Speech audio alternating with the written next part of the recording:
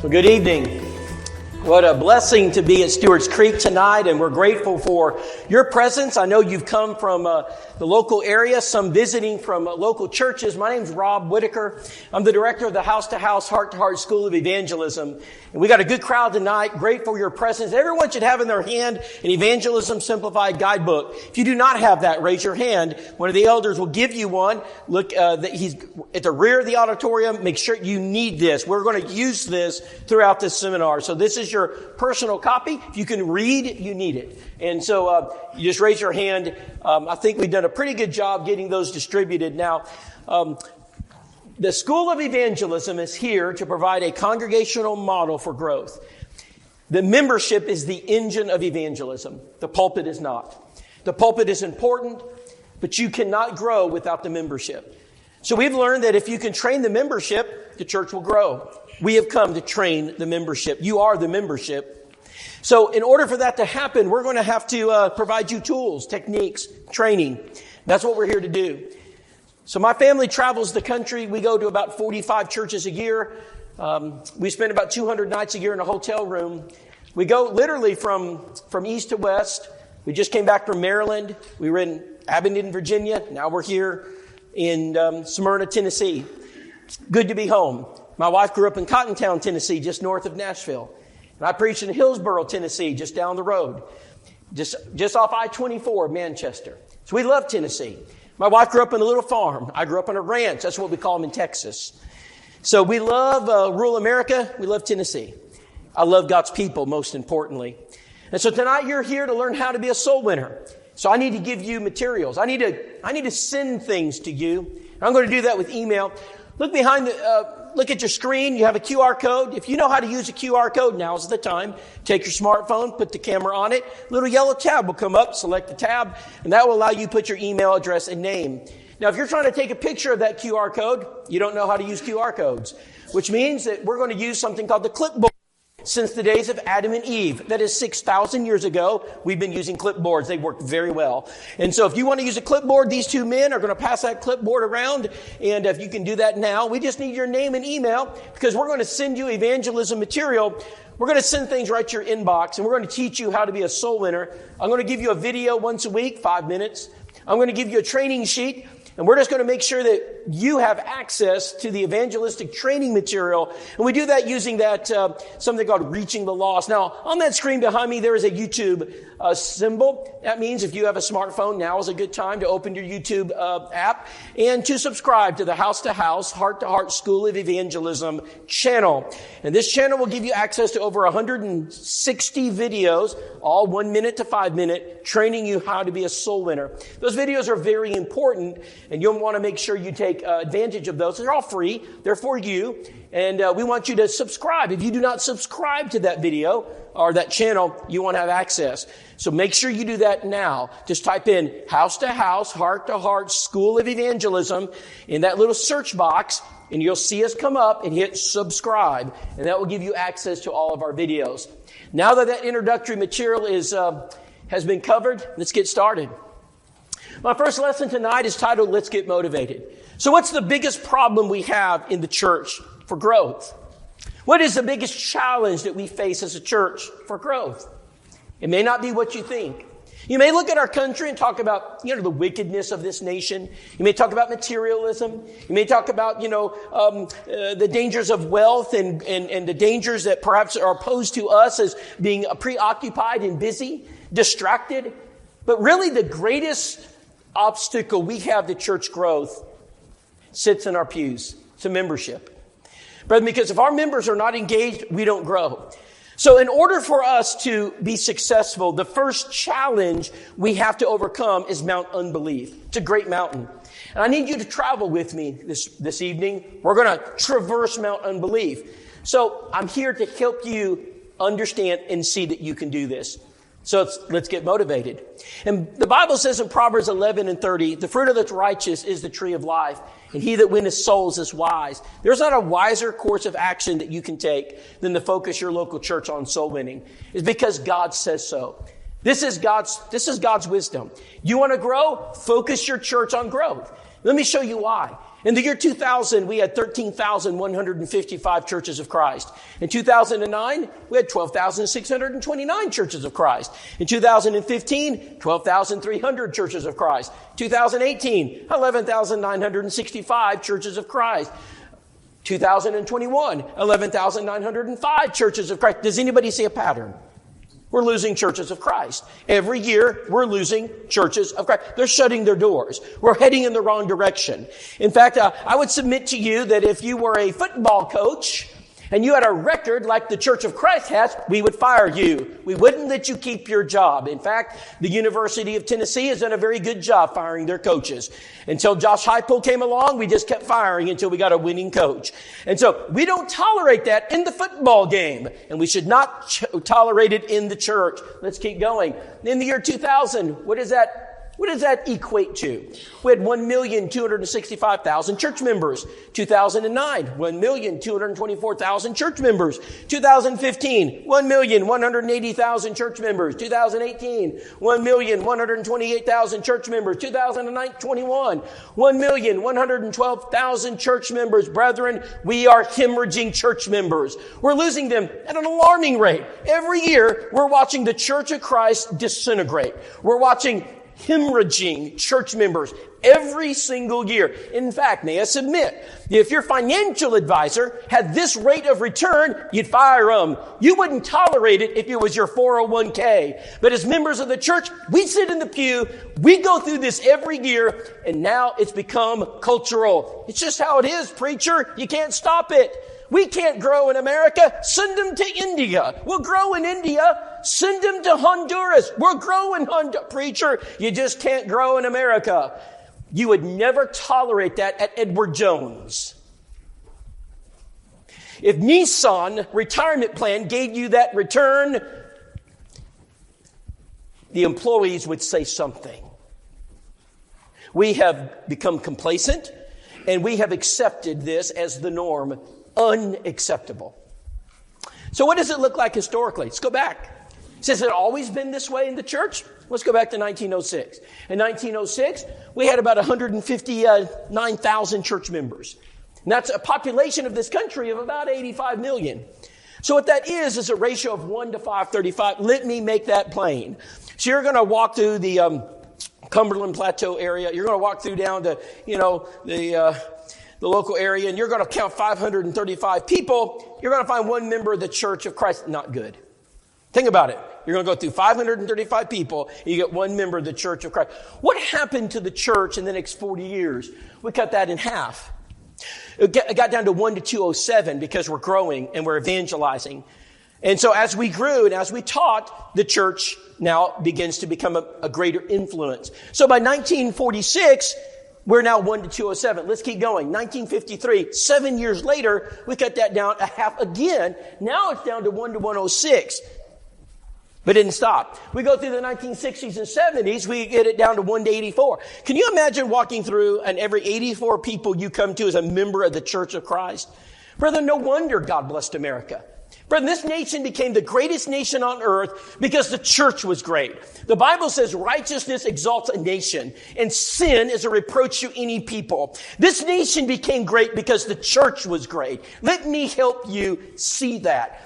In 1906 going forward, here's what we faced. We faced World War I.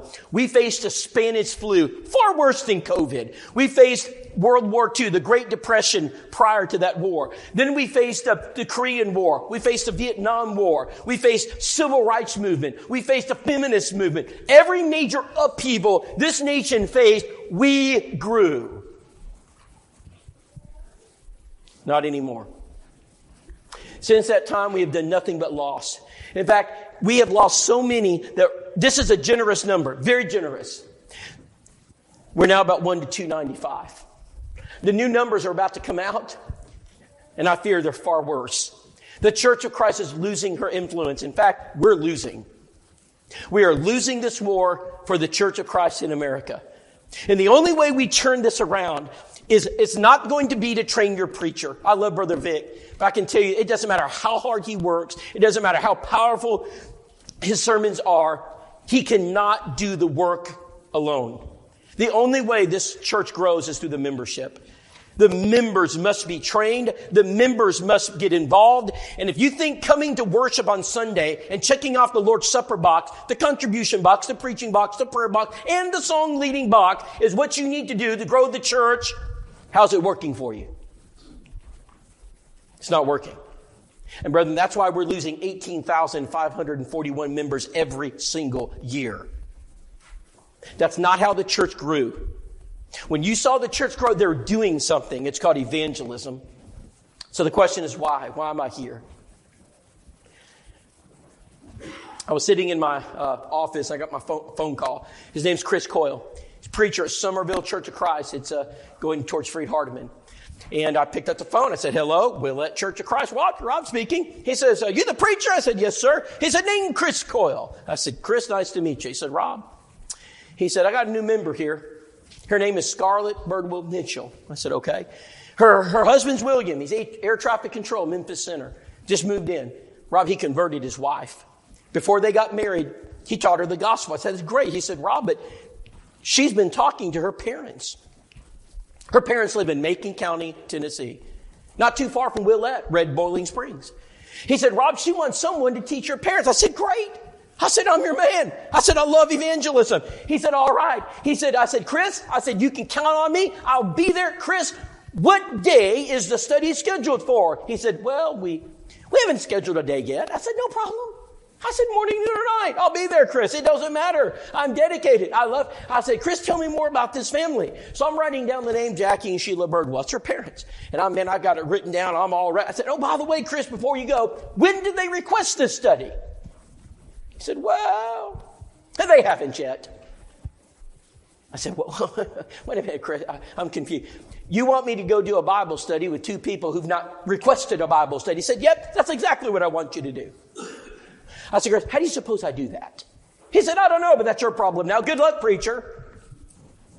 Got off the phone. I looked at that piece of paper. I said, that was a waste of my time. I said, what do you think I'm going to do? Walk up to him. Would you like to have a Bible study? Not going to work well. You know what I did? I took that piece of paper. I chunked it. I said, I got more important things to do, like folding church bulletins, things that really matter. You think you smile when I say that, brother. I tell you, get your preacher to miss, a month of folding the church bulletin. You'll fire him.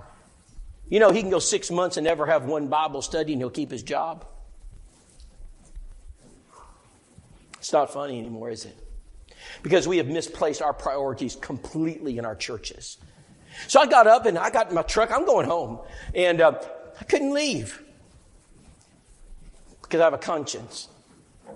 And all I could think about is I just threw 2 souls away. I can't do that. I walked back in my office. I got that piece of paper out of my bag. I put it on I don't know what I'm going to do with you, Jackie and Sheila, but I won't throw you away.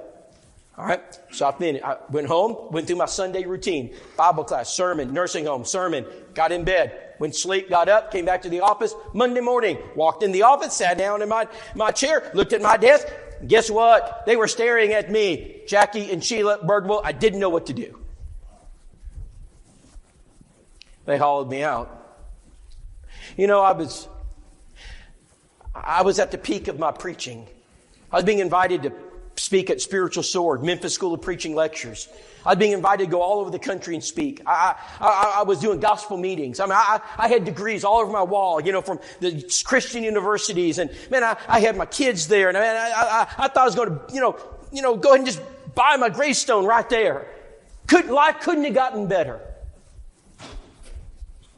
And I don't know how to reach 2 sinners. I have no idea how to do it. I can preach for a crowd of hundreds on Sunday morning. I don't know how to reach 2 sinners.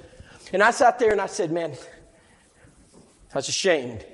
I bowed my head and said, God, I need help. I said, help me, God. I don't know how to evangelize. I can preach. I don't know how to evangelize. So I bowed my head and I prayed and I said, God, help me. And I said, give me wisdom. Open a door of utterance. And I got done with that prayer. I felt a little bit better. But God's not going to snap his finger and just, they're not going to appear in my office.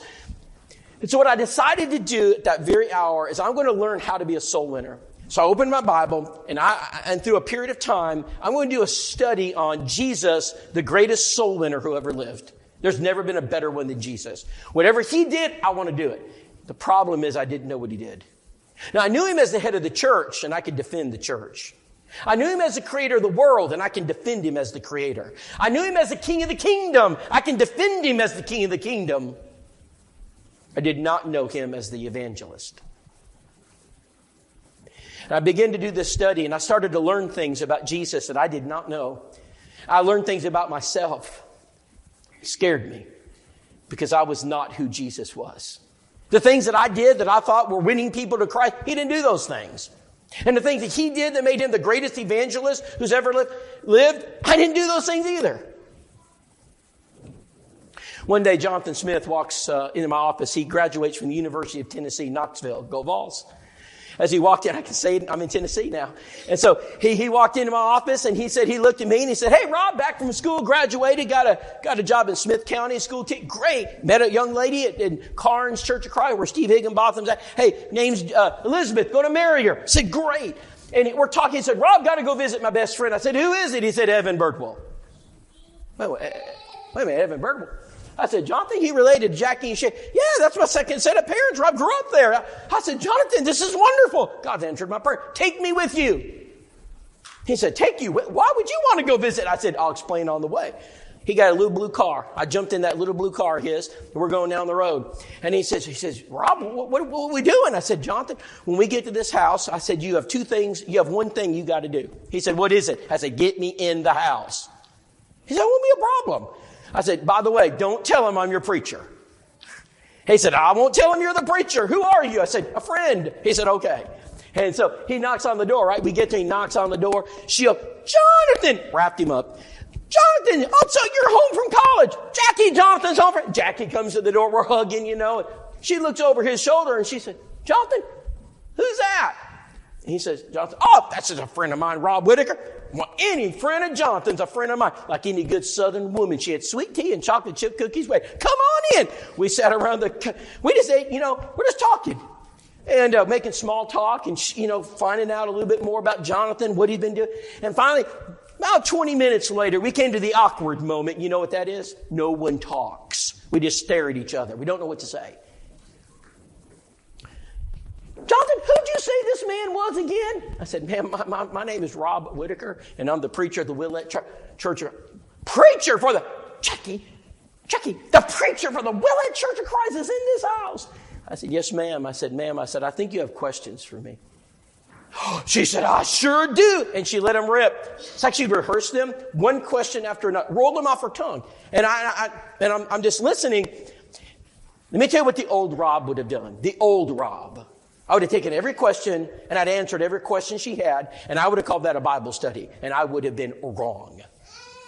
That is not what Jesus did. But that's all I knew to do. That's all I'd ever done. And what I did this time is I took her question and I did not answer the question. Now, I'm not rude. I just deferred it. I just deferred the question, wrapped it around, and I would look at her and, and I'd have a conversation with her about her question, but I'm not answering it. You know why? Anybody know why? Because Jesus did not do that. And I'll prove it to you. I'll prove to you that he did not do that. And so I'm trying to be more like him. So she's asking questions and I'm not answering them, but I am conversational. And this goes on for 10, 15 minutes. And finally she looks at Jackie and said, "Jackie, why won't that preacher answer my questions?" And I said, "You're a good observation, Sheila." I said, "Sheila, I'm really not here to answer questions." "Well, what are you here for?" I said, "Sheila," "maybe I could open the Bible. I'd let you read the passage and you answer your own question." She said, "Jackie, I think he's trying to do a Bible study with us." And I looked over at Sheila. I said, "You call it whatever you want to." I said, "But we need to read the Bible." She said, "Jackie, can we do a Bible study with the preacher for the Church of Christ?" He said, "Now, honey, I don't think it's ever wrong to study the Bible." And I said, "What would you like to do?" And she said, "Okay, preacher, I'll do this study. If it's a secret study, no one can know." Brethren, I've never done a secret study in my life. I don't even know what that means. And I said, "Well, secret study, I'm all in, because I just what I wanted. I just wanted a Bible study." And so I agreed to her terms. I said, "Okay, I'm going to come back." And she said, "That'll be fine." I got up to the church that next Sunday and I decided I'm going to take the church with me. I'm not doing this one alone. I got up in the pulpit that morning and said, "Church, I got this couple in our community. I can't give you their name. It's a secret study. And I said, but I'm going to take you with me. And I'm going to tell you about this study. I'm going to tell you what I do and how it works and how I got it. And I'm going to email you. And I said, but I need you to do something for me. I need you to pray for this Bible study. Pray for me. Pray for this couple. I said, we're going to do this as a church. And so that's what we did. And so they're praying. We're all praying. So I go to their house, the next week, and I pull up with Jonathan. He's my silent partner, Jonathan Smith. And we knock on the door. Come on in.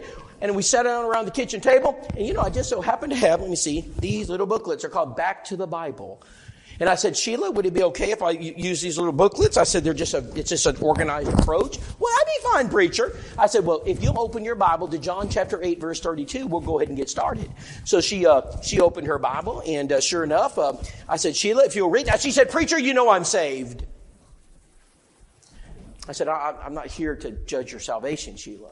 I said, we're just here to read the Bible. She said, I want to tell you all about my religious experience. I said, okay. So I got my Bible down. I got my pen up. Now I said, Sheila, tell me all about it. She said, Rob, it was a dark and stormy night. I said, okay.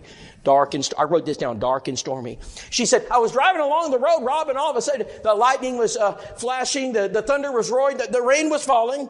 She said, Rob, and I was driving along this road, and all of a sudden lightning struck the tree caught on fire, came over the road. At that very hour, I knew I was going to die. I closed my eyes, and the Holy Spirit came down, took over. You're laughing, you don't believe me, do you? You're laughing at me. She looked at me, and she says, you don't believe me, do you? And I said, Sheila, I'm not laughing. I said, I'm actually writing all this down. If that's what you said happened, that's what happened. She said, that's exactly what happened, Rob. I said, okay. She said, and I prayed and Jesus came into my heart to be my personal Savior and I was saved. And I went to the church. I told the pastor. He said, Sheila, you have had a religious experience. You need to testify. She got up in front of the church. She told her story. The church voted. It was unanimous. Sheila, you have been saved. I said, good. Anything else I need to know? Well, you'll want to know about this too. She's about 3 months later, we had a mass baptism and I participated. Okay. Anything else? That's exactly how it happened, Rob. I said, okay. Sheila, would it be okay now if we read John 8:32? Oh, yes. So we opened the Bible and we just read John 8:32. And I said, hey, Jesus said, and ye shall know the truth, and the truth shall set you free. I said, Sheila, what sets you free? She said, the truth. I said, write it in the blank. She wrote it down. And we went to the next verse. And we went to the next verse. And we're doing something called a Bible study. I let the Bible do all the teaching because I don't have any power. I know where the power's at. We finished that Bible. I could tell they were learning because she looked over to her husband and said, Jackie, I didn't know we weren't under the Old Testament. They're getting it. We finished that first study and Jackie said, Rob, he said, it's my turn now. Rob, there's some things that I need to tell you about me. I said, go ahead, Jackie. And Jackie said, Rob, I'm the local deacon of the Oak Grove Church. Deacon. I said, well, Jackie, I said, God likes servants. Deacons are servants. You must be a good servant. He said, I do my best. He said, Rob, I'm the treasurer. Treasurer. I said, well, Jackie, you must be a good steward. No one would ask you to be a treasurer if you're not a good steward. He said, I do my best. I said, okay. Jackie, he said, Rob, I'm also the Bible class teacher. I said, well, you must love the Bible. You wouldn't be a Bible class teacher if you didn't love the Bible. He said, I do my best. I'm not biting. Now, any one of those points, I could have dived in. I didn't. Don't do it. You're tempted. Don't do it. Just listen to him. Find something good to say. This is where you do your study, right here. Don't chase the rabbit. When he was done with all that, he said, Rob, there is something you need to know about tonight. I didn't think it would happen. But tonight you taught me something. I learned something about the Bible. I said, what'd you learn? He said, I didn't know I wasn't under the 10 Commandments. I said, Jackie, would you like to learn more about the Bible? He said, I would. I said, can I come back? I said, I got a second study. He said, yeah, come back. Sheila said, I want you to come back. And so we came back for the second study. We walked through. It's called the Kingdom of God, the Church of Christ. Now we're going through the church. And they loved it. Sheila said she punches her. She always likes to punch her husband. She punched him right in the... Jackie! She said, why aren't we taking the Lord's Supper on every Sunday like they did in the Bible? You know what he said? I don't know. I've never seen these verses before. He's honest. We go through that entire study, and it couldn't have gone better. I felt good. I got out of that. I looked over at Jonathan, it couldn't have gone better. They loved the study. I went back to my wife, the church. I'm telling the church all about it. I'm telling my wife and family. I said, man, I'm so excited. And it dawned on me, I'm about to go into a third study on salvation, and I don't even know what they believe. So I got on the phone, and guess who I called? Scarlett. Got her number. Scarlett, this is Rob. Rob, you're that preacher studying with my mama. I said, yes, ma'am. I didn't get a word in for the next 30 minutes. She told me everything there was at her. She is worked up. And showed me a lot of things. I wish I had time to share some of those with you now. I'll share one later. But she was able to communicate to me why she left. So I went into that third study with more information. I'm driving down the gravel road, last study, right? And Jackie sees me coming. Sheila, we got to talk. That little preacher's coming over here. He thinks he's going to baptize us. He's got another thing coming. He said, I've been in the Oak Grove Church all these years, and I'm going to die there. You ever heard that before? She looked over at her husband. She said, Jackie, whew, I'm glad you said that. She said, my mama goes to church here, my grandmama goes to church here, Aunt so-and-so plays the piano, and I'm going to die here. Ever heard that before? That's the discussion they had before I did this. I walked in that door. They opened it up. Never underestimate the power of this book. We sat around that table, and all we did is read the Bible. This book can break anyone down. It can break anybody's heart. No heart is too hard for this book, because the blood of Christ can penetrate hearts. No one can't be penetrated if they're just study their Bible, and that's what they're doing. And I could see it in their eyes. I could see it in their body language. And as we're walking through this study, they're accepting it one step at a time. And then we get to a baptism. We got a problem. The problem was that he got it. His eyes filled with tears. She won't look at me. And I looked at Jackie. I said, you got it, don't you? He said, I know. I said, Jackie, I just need to know what you're going to do. I said, I'm here. What do you want to do, Jackie? And he looked at his wife. He said, Rob, Sheila and I know exactly what we need to do, and we're going to do it. She looked over at her husband. She said, Jackie, you said we weren't going to do that. Now she hit him in the gut. It must have hurt because he grabbed his stomach. And he said, what'd you do that for? You said we weren't going to do that. I want you to listen to his words, because I would never forget them. This is what he told his wife. Honey, we have no choice. It's what the Bible says. Chills went up and down my spine. I couldn't believe what I just heard. Here's a leader in his church, and the Word of God has pricked his heart. And I said, let's go right now. We can't wait. And he said, Rob, we can't tonight. I went into closing mode. You know what that means? I use every verse I can think of to get him to close that study, which means to do it tonight. And so I would use almost thou persuadest me to be a Christian. Agrippa, didn't work. Then I went to life is a vapor, appears for a little while, vanishes away, didn't work. Then I went to same hour of the night, didn't work. Take up your cross, deny yourself, wouldn't work. Today is the day of salvation, wouldn't work. I finally looked across the table and I said, Jackie, I don't understand. You're lost. What are you waiting on? This is what he told me. He said, Rob, I don't expect you to understand. He said, I hold the bag. I said, the bag? What bag? I said, go of the bag. He said, Rob, I'm the treasurer. All the money for that church is in this house. Before I do this, I must resign and give it back. I struggled with that answer for years.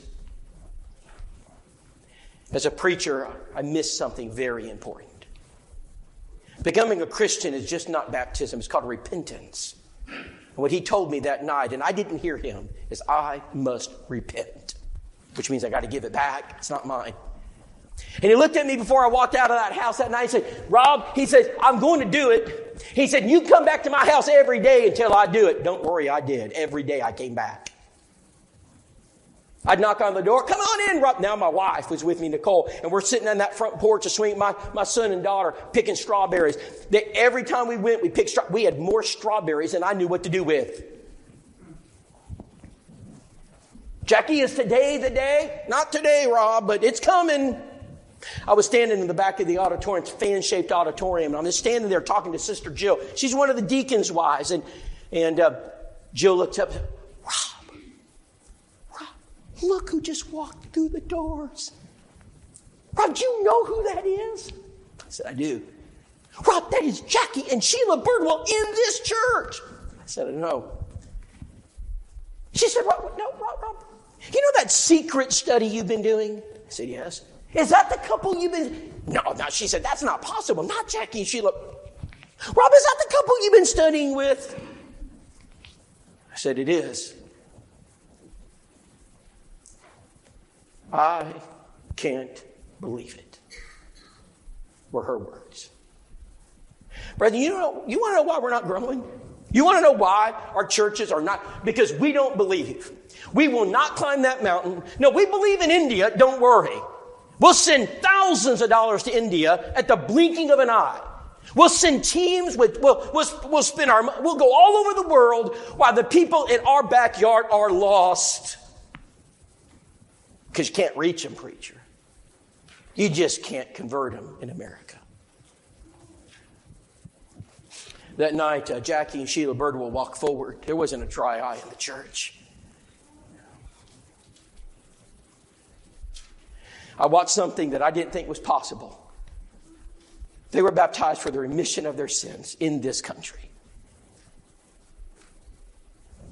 As soon as that happened, I knew. I said, we got to duplicate this. We cannot stop here. I said, we have got to immediately reach out. So Jackie, within months of his conversion, he's standing behind the pulpit doing a Wednesday night invitation. Within months of his conversion. I immediately said, we got to duplicate. I said, Evan. So I created something called a target list.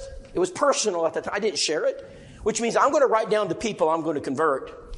And I just wrote it down. I said, all right, my next, Evan, their son, makes sense.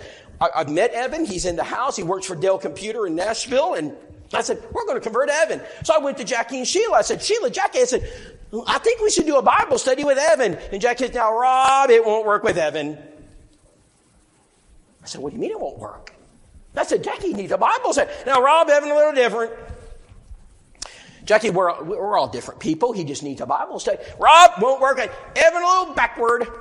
I said, Jackie, we live in Macon County, Tennessee. We are all backwards out here. That's why we live here. He needs a Bible study, Jackie. And he said, Rob, won't work.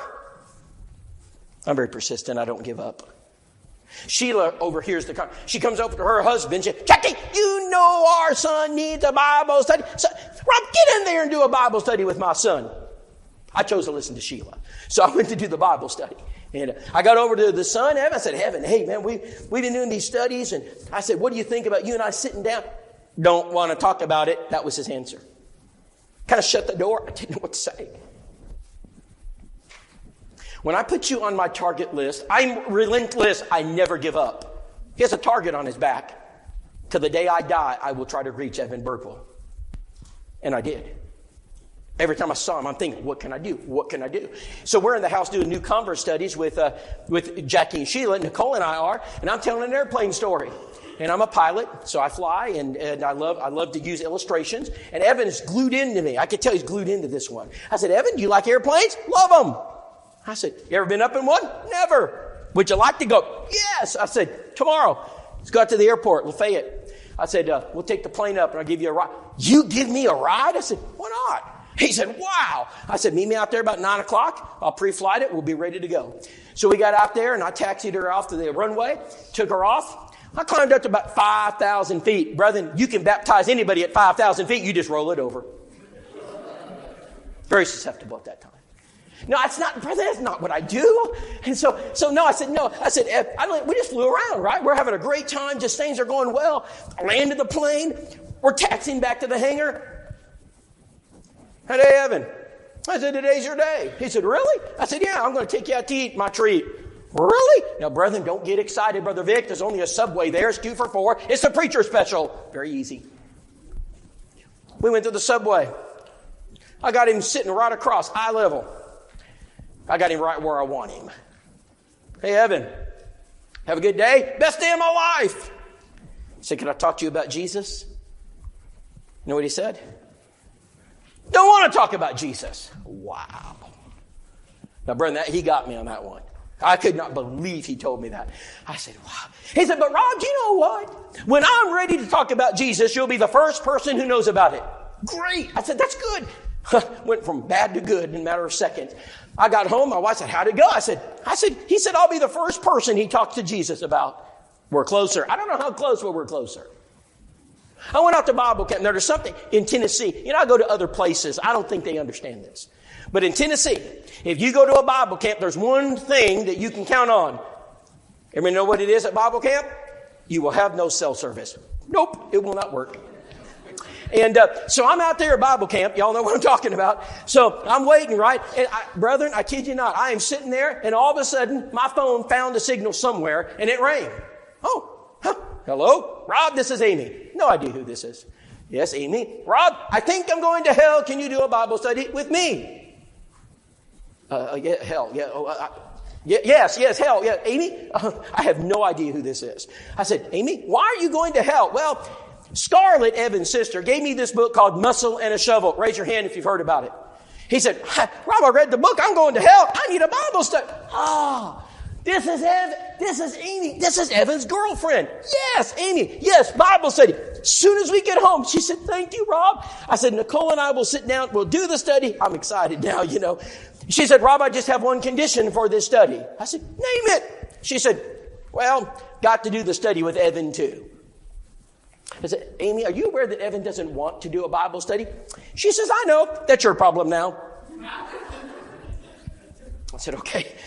How's this keep happening to me? I said, well, I thought about it for a minute. I said, hey, you know how we always go over on Sunday to do that new convert study with Evan and with Sheila? And, yeah. I said, you tell Sheila, Mama, that we're going to do a study with you.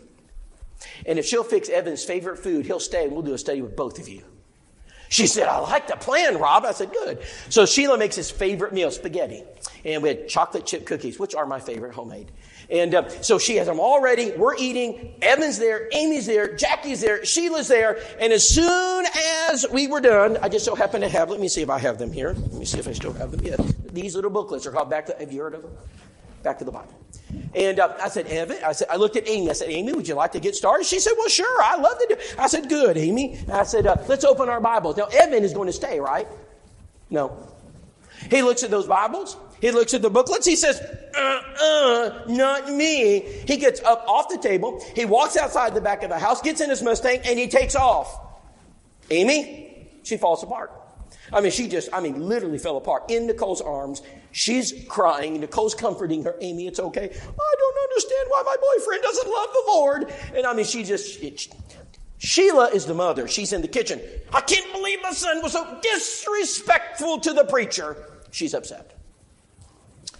I looked at Amy. I said, hey, Amy, don't you think we need to do the study? I said, whether Evan's here or not, don't you think you need to do it? She says, I know, Mr. Rob. I said, let's go to John 8:32 and get started. Sometimes you have to pave the way, be the example. 3 questions down from the page. You know what happened? He walks back in the house. He sits down on that table and he looks and Amy says, Evan, you'll need these booklets. He said, I don't want your booklets. I said, Evan, would you like a Bible? Don't want the Bible, but I will listen to you. By the end of the study, he's answering all the questions. He gets it. He's extremely intelligent. The next week, my wife had him over to the house. We had dinner together and chocolate chip cookies. They're good. And we always eat when you do a study. Always eat. We finished our meal. We did the study. He takes the Bible, the booklets, answers every question right. We're going to the cross. It's just a matter of time. I looked at my wife. I said, honey, they'll be baptized next week. Listen to me carefully, church. The devil doesn't give them up easily. He took his fiery dart. He aimed it right at their heart and he fired. He's good at what he does. I'll tell you more about him later. Ed Goolsby lives across the street. When I got to Willette, the elder said, now, Rob, here are the rules. Leave Ed Goolsby alone. That was one of my rules. I was not to bother Ed Goolsby. That was a rule. I'm going to keep my job. I'm going to follow the rules, you know. I'm glad my dog didn't know the rules. Well, she ended up under their house, and I had to retrieve her. That's how I met Ed Goolsby. The first time I met Ed Goolsby, he looked at me and says, I know who you are, and if I need you, I'll let you know. He slammed the door so hard, I thought the house was going to come down. Several months later, we decided to hand deliver an edition of House to House to one of the local areas. I let everybody know what to say and how to do it. And I went up to James. I said, James, go to the house of Ed Goolsby. Why me, Rob? He doesn't like people. I said, you go. You work with him. Go to his house. He does not like me. It's amazing what happens when you get cancer. His whole attitude changed. In fact, James called me and says, Rob, Ed would like to see you right now. And we did a Bible study and baptized him. Then there's Charles and Mary Hunt. He's a city manager of Carthage off I-40.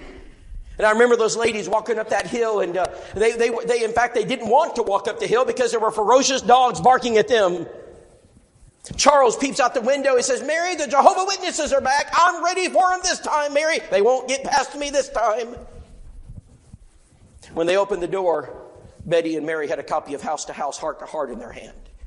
Charles said, are y'all with House to House? Yes, sir. Well, we love this publication. It's all about them. Mary, they're here. Come on in, ladies. They didn't know what to do, so they walked in. They sat down. And they said, ladies, what do you want to talk about? Betty said, yes, the 3 questions. Yes, number 1. Would you like to know more about our church? Yes. She says, oh, no. She said, well, okay. Yes. When would you like to do it? Right now. Sir, where would you like to do it? Here, your church, it don't matter. She said, can you excuse me for a minute? She walks out, literally, we're out there passing out house to house. She calls me on the phone. I say, hey, it's Betty McCarter. Hey, Betty, what's going on? Rob, we've got a hot one here and we don't know what to do. A hot one. I said, what is? She said, Rob, they're ready now. I said, bring them to the building. We baptized all 3 of them. See, Willette started at 220, 230, 240, 250, 260, 270. No one moves to Willette. We're 45 minutes from a grocery store. 280, 290, 300. You know how we did it? Evangelism. We taught that church how to reach the lost, and we just baptized and baptized and baptized. I don't have time to tell you, but I'll tell you this one right here because this is when we started this school. Alan Webster said, hey, come on, start this school. When we came down to Jacksonville, Alabama, and Alan says, Rob, I believe you. A lot of people believe in this. He said, the members don't believe you. I said, what do you mean? They don't think it'll work here. It's a college town. It works at, Red Bull in Spring. It won't work in a college town. I said, okay. I said, make me a list of everyone who sits in your pews that's lost. He gave me the list of 17 people that would visit regularly. They're lost. I said, we'll start with number 1. I said, take me to the house of Jerry Connolly. We baptized 17. They believe today. You know why most people are lost? It's not a secret. Because they've never done a Bible study in their life. You know why many of our members are paralyzed in the pews? Because they don't know how to do it. And if we don't train our people how to do this, if we don't reach people with Bible study in our communities, they will be lost. We used to be the best at this. No one was better than the Church of Christ.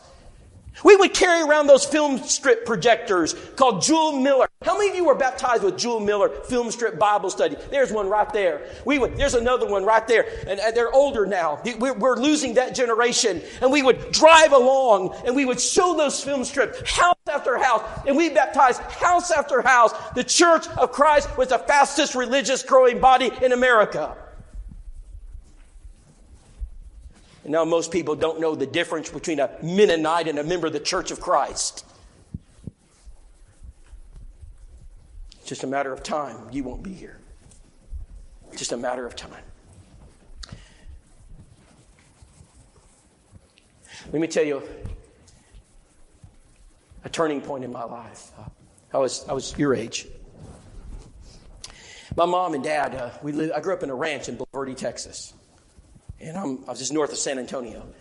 And my dad works for Delta Airlines, my love for aviation. I love aviation. And my mama, I went to my mom one time and said, Mom, I'm bored. There's no one out there. You know what she told me? Go make a friend. You know what I did? I made a friend. There's this boy that got off the bus about a mile down the road. That's the next house. I literally walked a mile down the road. I knocked on that boy's house. He opened it up. His name is Mel. Hey, Rob. Hey, Mel, would you be my friend? He said, sure. Now, we call that today a Facebook friend request. Back then, it worked very well. And so he became my friend. We grew up fishing, hunting. I didn't know any better. And in fact, I'd highly recommend it. And so we just had a great life growing up. And one day I noticed there's some differences between Mel and I. And I asked my dad, I said, Dad, well, why does he have like these crosses all over the house, like crosses, gold crosses? And Daddy's got pictures of Mary everywhere. And he's got an altar in his front yard, an altar. And they go to church on Saturday. And he's an altar boy. I don't know what any of this means. Oh, Rob, he's part of this religion. I said, Dad, is he a Christian? He said, not unless you teach him. I made it my mission. Starting about 6th grade, I'm going to teach my friend the gospel. I'm not very good at it. So at first, what we would do is we'd open our Bibles, we'd just read. And he'd read and I'd read, and we just, we love to read the Bible. And one day I was talking to Mel. I said, can I ask a question for you? You said you were sprinkled as a baby. He said, yep, I was baptized. I said, let's read Acts 8:35 through 39. It's Ethiopian eunuch. They went down both into the water. They came up out of the water. I said, why don't y'all do this? I don't know, but I'll find out. He never did. Because it's not there. And we just kept that dialogue going back all the way through high school. It got pretty sharp. I'm telling you, there are times when it was sharp as we talked, and, we get heated, and finally, he's going to church with me, and he's trying to find his church in the Bible. He can't find his church. You know why? It's not there. I showed him where my church was. Because it's there. I can read about it. We're in high school now. We're seniors. Mel looked at me one day. We're in the room, and he said, Rob, we need to talk. I said, what is it? He said, every time we have a Bible study, everything you say is in the Bible. Nothing I believe is in this Bible. I said, what are you going to do? He said, I'm going to become a Christian. I said, that's great. I said, Mel, this is great. You want to be? He said, yes, I'm ready. I said, Mel, this is why I hugged him. I mean, I was what a great day in life, right? And I said, Mel, I said, Mom, Dad, Mel's ready. And they hugged him and stuff. He said, Rob, I got one problem. He said, Rob, can you explain this to my dad? Sure, no problem. I said, Mom, Dad, I'll be right back. I'm going to convert Mel's parents. It won't take long. I'm just 18. I don't know the difference. And so I got in the car. Now, there's something you need to know about his dad. He's an angry man. He uses words that I can't repeat. I stay away from him. I avoid him. Not that night. I walked into that house. I sat on that dining room table. On the other side of the table, Mel Hutzler's dad, he got his big family Bible out, the big one, real thick. He opens it up, says, what do you want to talk about? And I said, Mr. Hutzler, can we read Acts 8:35 through 39? So we open it, we're reading. And I said, Mr. Hutzler, I've been asking Mel for years. I said, can you help me understand why y'all sprinkle babies when in the Bible they baptize and immerse believers? And he looked at me and said, we're not talking about this. I said, Mr. Hutzler, I'd just like to know, I said, a little bit more about your faith. Can you explain it to me? Then we're not going to talk about this. I said, okay. And I said, is it okay if we read our Bible? We're not going to read the Bible. He slams the Bible. Now he's getting hot. And Mel looked over at his dad. He says, Dad, I deserve an answer. I want to know. I told you we're not talking about this, Dad. I want to know why we sprinkle babies. I want to know where it's at in the Bible. I told you we're not. And finally he said, it's your fault. You're the reason he's asking these questions. And he gets his wallet out of the backside of his pants pocket. He winds up like Nolan Ryan. He throws it as hard as he can. Barely misses me. Your fault. You'll never see my son again. That was his words. Then he came at me. Mel's a pretty big guy. He steps in front of his dad and he says, no, Dad, not today. He says, Rob, you need to leave. My dad and I need to talk. I've never been that scared in my life. I shivered. I ran home, ran inside the house. My mom was sitting on the couch. I got right next to her. Oh, Mom, I just lost my best friend. And I just bawled. She consoled me. At least she tried until that night at 9 o'clock, the doorbell rings. My dad and I go to the door. Nobody rings the doorbell at 9 o'clock in Bulverde. And we opened the door, and the other side of the door is Mel Hutzler's got 2 suitcases in his hand. Mr. Whitaker, my dad said, if I become a Christian, I have to leave. Or I can stay in my religion and live at home. Mr. Whitaker, I choose to be a Christian tonight, and I have nowhere to live. And my mother grabbed him and said, son, you'll always have a place to live here. 2 weeks went by, and he hadn't obeyed the gospel. I know why. I can't imagine the conflict. My dad looked at him and said, son, what can we do to help you make things right with your dad? He said, just go talk to him. Maybe you can reason with him. And he went to reason with his dad. And here's what his dad says, all right, you want to be a Christian? So be it. In fact, you can even move home. He said, but you got to do a Bible study with a Monsignor. Then whatever you choose, that's fine. I said, Mel, what's a Monsignor? He said, well, Rob, that's one level up from a priest. I said, hey, we're going to convert the whole church. This was wonderful. And I said, man, Bible study with Monsignor. Mel, we got to get ready for it. And I did. For weeks, we studied the Bible. I memorized and memorized. Man, I'm ready for this study. That Monsignor's coming all the way from San Antonio. His dad is a big giver. They won't lose him. He drives all the way up to the little Boulevardy, comes into that religious building, sits down. But you know that morning what happened? I got the stomach bug. I said, Mel, cancel. He said, Rob, I didn't have the heart to tell you this one, but my dad said you can't come. I said, what do you mean I can't come? He said, Rob, I've got to go alone. I said, no, you can't have a Bible study with a Monsignor. He says, I won't be by myself, Rob. He brought his Bible out of his pants pocket. He looked at it. He says, I got everything I need right there. He sat across that desk for that Monsignor. And they started that study. And Mel goes to Acts 8, 35 through 39. The Ethiopian eunuch, they went down into the water, both Philip and the eunuch, and he baptized them. They came up out of the water. The eunuch went on his way rejoicing. He read it. He says, now I want to know why we don't do that. He said, I'm not come here to talk about that. Mel said, let me read it again. He said, son, you don't have to read that. He said, Mr. Monsignor, we're here to read the Bible. He said, I want to know why we don't do that right there. He said, son, I told you to stop reading that book. And Mel kept reading. He said, son, give me that book. He literally took the Bible out of Mel's hands. He closes it, put it on the desk. He says, son, I told you we don't just go by the Bible. There it is. He said it. He said, we go by the Bible and tradition, and my job is to explain it to you. And Mel picked up his Bible. He says, as far as I'm concerned, this Bible study is over.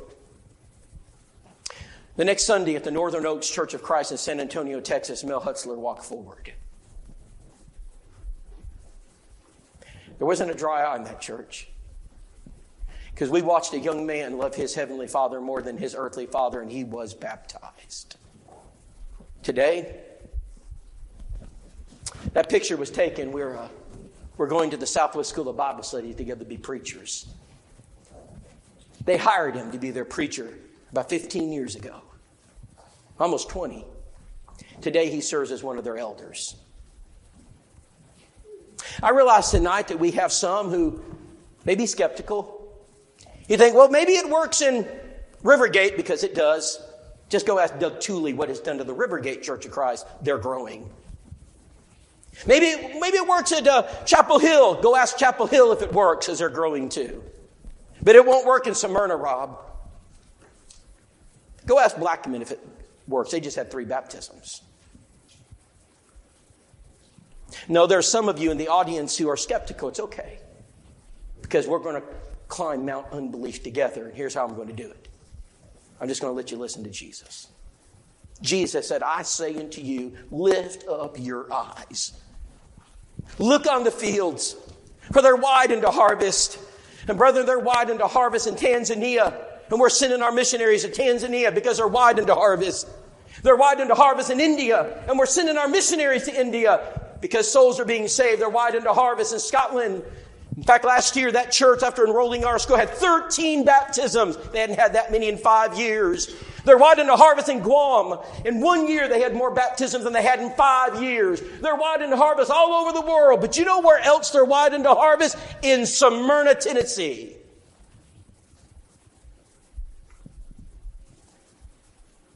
If you don't believe that, you can take it up with him, because I didn't write it. God bless you for being here tonight. Because we got to learn how to be soul winners. He that winneth souls is wise.